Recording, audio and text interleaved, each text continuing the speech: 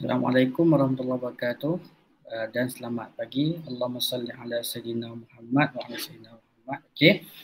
Jadi alhamdulillah kita jumpa lagi pada kelas kita pada hari ini. Okey, jadi kita akan bincang soalan mengenai tuas lah. Seperti mana video yang cikgu dah share tu kan. Okey. So soalan dia kita tengok lengkapkan jadual di bawah. Okey. So dah abang dah kat sini. Ini tuas kelas pertama, ini tuas kelas kedua, tuas kelas ketiga dan ada gambar di sinilah. Okey, jadi penerangan. Jadi apa yang membezakan kelas pertama, kelas kedua, kelas ketiga ni ialah kedudukan ni, kedudukan fulcrum, beban, daya, kedudukan ni. Okey, so kedudukan inilah yang membezakan di antara kelas pertama, kelas kedua dan kelas yang ketiga. Okey, kelas yang pertama, okey, penerangan dia kita tengok fulcrum ni. Okay, fulcrum terletak di antara beban dengan daya. Okay. Ramai di antara pelajar yang dia kadang-kadang dia nampak ni dia buat secara mudah, dia kata fulcrum berada di tengah. So di tengah itu salah sebab kadang-kadang fulcrum bukan di tengah. Okay, kalau fulcrum di sini pun dikira kelas yang pertama. Yang paling penting fulcrum berada di antara tu. Terletak di antara. Kat mana pun tak apa. Ujung sini pun boleh, ujung sini pun boleh, tapi berada di antara beban dan juga daya. Yang tu pentinglah. Okey. Untuk kelas yang kedua pula. Okey. So beban terletak di antara fulcrum dengan daya. Okey. Lagi tuas kelas ketiga. Okey. Daya terletak di antara fulcrum dengan beban. So kedudukan daya, kedudukan beban, kedudukan fulcrum inilah yang membezakan lah. Kalau fulcrum F tu kelas pertama. Kalau kedua beban. Senang nak ingat lah. Kalau ketiga daya. Okey. Dua contoh. Okey. Pertama, untuk kelas pertama kita boleh panggil gunting. Kan, gunting. Ataupun gunting apa lagi? Yang kita boleh ambil sebagai contoh.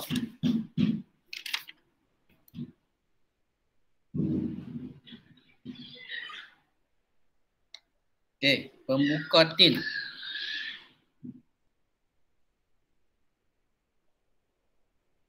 Ataupun jongkang, jongkit. Sama saja. Okey. Kelas kedua dia dah bagi dah pemecah kekeras. Kita boleh ambil yang kedua kereta sorong. Ni boleh rujuk buku Okey, kemudian kelas ketiga joran, satu lagi kita boleh ambil penyapu. Okey. Isikan tempat kosong mengenai momen daya. Okey, daya yang dikenakan pada suatu objek mampu memutarkan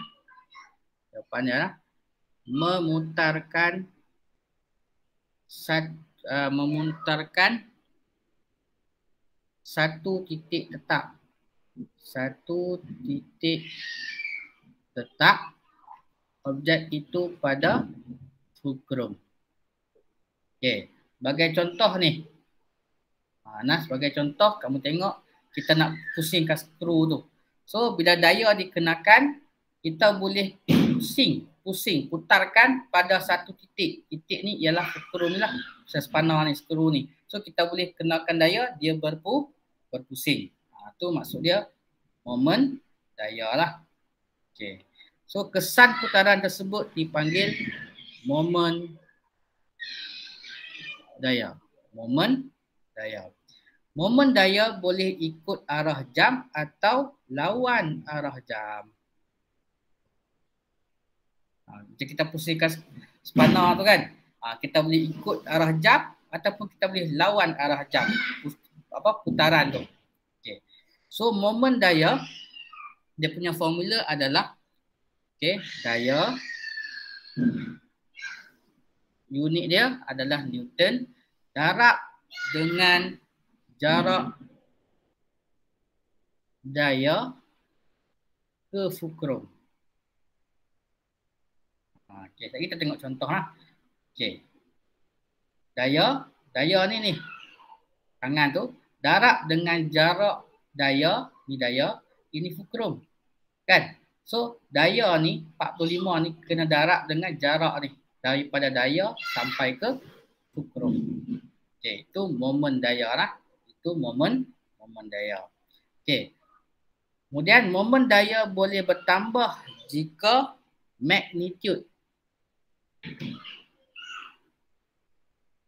maksud dia kekuatan tu lagi kuat kita tekan, maka momen daya akan bertambah. Contohnya kat sini 45, dia tekan 45. Kalau kita nak bagi momen daya tu lagi kuat, lagi bertambah, maka kita tambahkan lagi, kita buh 50 Newton, kita tekan 50 Newton, kita tekan 100 Newton, maka momen daya akan bertambah.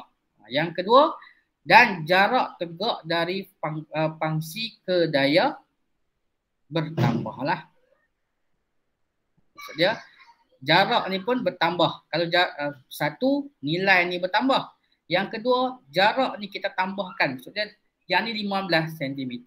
Kalau kita nak bagi kuat lagi, kita jarakkan lagi 20 cm. Lagi jauh daripada fulcrum. Okay. Jadi momen daya. Okay, cikgu buat nota sikit bagi kamu senang ingat. Okay, jadi pertama momen daya nak bagi momen daya ni. Okay, dia bergantung pertama sekali kekuatan daya ataupun magnitude lah, kita panggil magnitude. Lagi kuat kita tekan, momen daya akan bertambah. Yang kedua, jarak daya ke fulcrum. Dua benda ni. Lagi jauh jarak dia, lagi kuat momen daya adalah. So, soalan seterusnya, kira momen daya berdasarkan rajah satu. Okey. Momen daya, MD dah cikgu buat lah, sama dengan daya darab dengan jarak daya ke fulcrum. Jarak daya ni, daya ke fulcrum. Okey. Berapa daya dia? Okey, 45 Newton. Okey, darab dengan jarak daya. Okey, 15 ni kita convert per meter. Kita tukar per meter dapat 0.15. Kan? 0.15 meter. Maka dapat jawapan 6.75 Newton meter. Newton ni ialah daya. Okey, jarak daya meter. So Newton meter. Newton meter. Okey, inilah jawapan dia. 6.75 Newton meter. Ambil daya darab dengan jarak dia. Itu saja. Sangat senang. Okey. Prinsip momen daya pada tuas. Okey. Tuas kita ada fulcrum. Ingatlah kita ada fulcrum. Okay, cikgu lukis kat sinilah. Okay, ini fulcrum. Kat sini ada daya, ada beban dan kita ada daya. Dan daya ni diukur dalam Newton, beban pun dalam Newton. Jadi dia ada Newton dan dia ada jarak dia ni. Okey, ni jarak dia sampai ke fulcrum. Yang ni pun ada jarak dia sampai ke fulcrum. Jadi nak bagi seimbang, rumus dia kena ingat macam ni, semudah ya. Beban darab dengan jarak beban. JB ni jarak beban. Apa maksud jarak beban? Jarak beban ialah jarak daripada beban sampai ke fulcrum. Okay. Sama dengan daya darab jarak daya. Jarak daya ni yang goal ni. Jarak daripada daya sampai ke fulcrum. Okay, itu dari segi formula lah. Okay, kita tengok dia punya soalan dia. Apakah daya yang diperlukan untuk mengangkat kereta sorong yang diisikan dengan 300 Newton tembikar? Okey. Pertama sekali kita tulis rumus dia dulu. Apa dia rumus dia? Beban darab jarak beban sama dengan daya darab jarak daya. Okey. Kemudian kita masukkan nilai. Berapa bebannya? Bebannya ialah 300 Newton.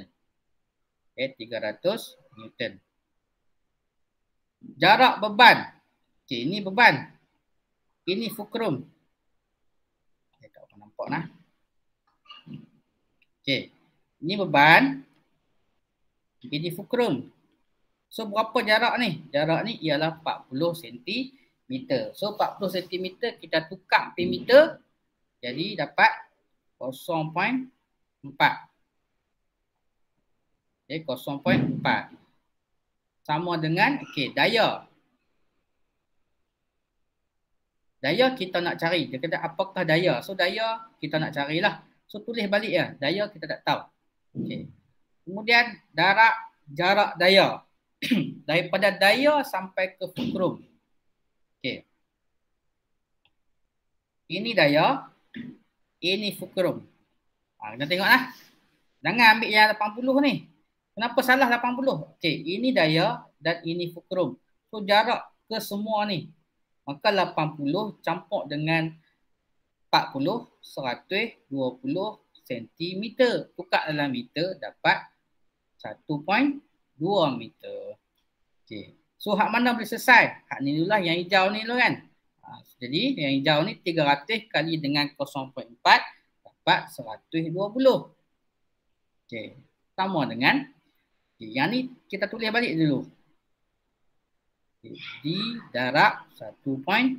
Okey, sekarang ni kita cuba nak D. Okey, daya tu kan. So D kekalkan di sini. Yang ni pun sama 120. Okey, 1.2 ni kita kena bawa pergi sini. Bila bawa pergi situ, jadi asalnya darab. Bila kita kali pergi sini, dia kena jadi bahagi. So 120 bahagi dengan 1.2. Jadi daya dapat berapa? Daya dapat 100 Newton. Okay. So inilah jawapan dia. Okay, 100 Newton. So first kali, pertama sekali tulis rumus. Yang kedua masukkan nilai. Berapa beban, berapa jarak beban, berapa daya, berapa jarak daya. Kemudian mana boleh kita selesai? Kita selesai. Contohnya yang ni 300 darab 0.4 kita boleh selesaikan. So kita selesaikan dulu. Darab dapat 120. Yang ni buat turun saja. D darab 1.2 tu buat turun dulu. Okay, kemudian kita nak D. So 1.2 tu mesti kita kena bawa belah sini. So bila kita bawa daripada darab, kita bawa ke sini jadi operasi bahagi. Jadi 120 bahagi 1.2 dapat 100 Newton. Okay. Tengok pula soalan yang kedua. Berat Daniel ialah 200 Newton. Okay. Daniel 200 Newton. Okay. Berapa jauhkah nilai dia harus duduk, maksudnya jarak dari fulcrum untuk mengimbangi jongkar-jongkit tersebut. Okey. So, pertama sekali dapat soalan macam ni, tulis rumus dululah. Okay. B darab dengan jarak beban. Okay. Sama dengan daya darab jarak daya. Okay. Kemudian kita masukkan nilai B 200. Okay. Jarak dia kita tak tahu. Kan? Jarak dia kita tak tahu ni fulcrum. Okay, so kita tulis dulu jarak beban. Okay. Daya. Okay, 250 darab dengan jarak daya, dia dah bagi dah 1.2. Jadi, hak ni tak tahu, kita buat turun dulu 200 kali dengan jarak beban. 250 kali dengan 1.2 dapat 300. 300. Okay, jadi kita nak jarak beban. So jarak beban sama dengan, ni tulis balik 300. Okey, 200 ni kita kena bawa pergi sini. Jadi operasi bahagi. So 300 bagi dengan 200 sama dengan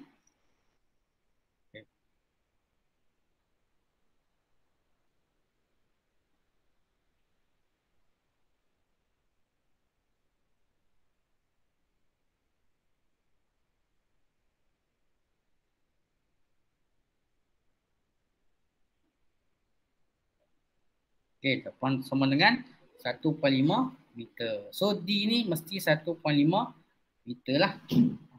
Itu sajalah. Okey, soalan K. Rajah 1 menunjukkan seorang lelaki memindahkan seketul batu dengan menggunakan sebatang galah. Bagaimanakah lelaki ini boleh menggunakan tenaga yang kurang? Maksudnya senang kita nak twirl bagi naik batu ni untuk memindahkan batu tu. Okey. Kita gunakan satu, jarak ni kena bagi panjang. Ni daya kan? Ini daya, ini fulcrum. So jarak di antara daya dengan fulcrum mesti panjang supaya kita mudah nak twirl tu. Jadi apa yang dia boleh buat ialah kita boleh guna galah yang lebih panjang. Okey. Guna galah yang lebih panjang. Okey. Tu dia punya solusi je lah. Okey. Rajah 2 menunjukkan sebuah tuas dalam kedudukan yang seimbang. Okey. Soalan dia, antara alat berikut yang manakah berada pada kelas tuas yang sama? Okey, sekarang ni kita labelkan dulu. Ini beban. Kan? 200 ni tarik ke atas. Yang ni ialah daya. Okey. Yang ni ialah fulcrum. So daya berada di antara fulcrum dengan beban. Okey. Daya berada di antara fulcrum dan beban. Tuas kelas berapa ni? Tuas kelas yang ke-3. Okey, jadi ini tuas kelas ke-3. So antara gunting pembuka botol dengan joran, mana tuas kelas ke-3? Jawapannya ialah joran. Kenapa joran? Okey. Joran lah macam okey. Ya, macam ni. Okay, ini ialah ikat. So ikat ialah beban. So daya di sini. Kan? Bila kita pegang tu, kita pegang. Kan, kita pegang macam tu kan? Okey, tarik kan. So daya ni di sini. Daya ni di tangan ni. So daya berada di antara beban di ujung ni dan juga fulcrum kita nak tarik tu. Kan? So joran lah. Okay. Cari jarak D. Tunjukkan langkah pengiraan. Okey. Sama juga macam tadi. Pertama sekali kita tulis beban darab dengan jarak beban sama dengan daya darab jarak daya. Okey. So berapa beban? Beban kat sini 80. Tulis saja 80. Okey, jarak beban. Jarak beban ialah daripada beban sampai ke fulcrum. Ini beban, yang ni fulcrum. So semua jarak ni berapa? 1.5. Okey. 1.5. Tulis dulu. Okey, daya berapa? Okey, daya 200 Newton. Okey, jarak. Jarak ni tak tahu ni. Jarak D ni. So kita tulis D lah, tak tahu. Kita nak cari. Okey, hak mana pun selesai? 80 kali dengan 1.5. Dapat berapa? 220. Ni tak boleh selesai. Tulis dulu. 200 kali dengan D. Jadi kita nak D. So 200 ni kena pindah ke sini. Jadi nak pindah macam mana? 120. Sini operasi darab. Bila pindah sini dapat operasi bahagi. So 120 bahagi dengan 200. Jadi dapat D dapat 0.6 meter. So kat sini 0.6 meter. Apakah yang akan berlaku sekiranya daya kepada daya jika jarak daya ditambah lagi jauh daripada fulcrum? Maka nilai daya berkurang ke bertambah? Berkurang. Maksud dia mudahlah. Daya akan bertambah, kita kenakan daya yang tinggi untuk nak angkat. Kalau daya tu kurang, maka senanglah kita nak angkat. Namakan hukum dan nyatakan formula. Okey, hukum lah. Hukum moment daya. Apa formula dia? Beban darab dengan jarak beban sama dengan daya darab dengan jarak daya. Tapi yang ni kamu kena tulis penuh lah. Beban darab jarak beban. Jangan tulis formula macam ni lah. Ini ringkasan. Cuma dalam soalan kena tulis bagi penuh. Beban kena eja beban lah. Beban darab dengan jarak beban sama dengan daya darab dengan jarak daya. Okay, itu saja. So dalam topik ni pertama kamu kena kenal pasti tuas. Macam mana nak kenal pasti tuas? Tuas ada 3 kelas. Pertama, kedua, ketiga bergantung kepada kedudukan fulcrum, kedudukan beban dan kedudukan daya. Kemudian kamu kena tengok contoh-contoh kelas tu lah. Kelas pertama apa contoh dia, kedua apa contoh dia, yang ketiga apa contoh dia. Kemudian kita masuk kepada momen daya dan formula ni kena hafal lah. Daya dengan darab jarak beban, darab jarak beban sama dengan daya darab dengan jarak daya. Dan tolong kalau ada soalan lain yang mengenai ni, buatlah dalam buku rujukan kamu ke, buku latihan kamu ke, boleh buat untuk nak mahirkan. Just sebab benda ni kena kira sendiri. Dan soalan boleh di-create, dicipta dengan pelbagai kaedah lah, pelbagai gambar rajah. Jadi lebih banyak kamu buat soalan sendiri, maka kamu akan jadi lebih mahir. Okay, so sekian saja. Assalamualaikum warahmatullahi wabarakatuh.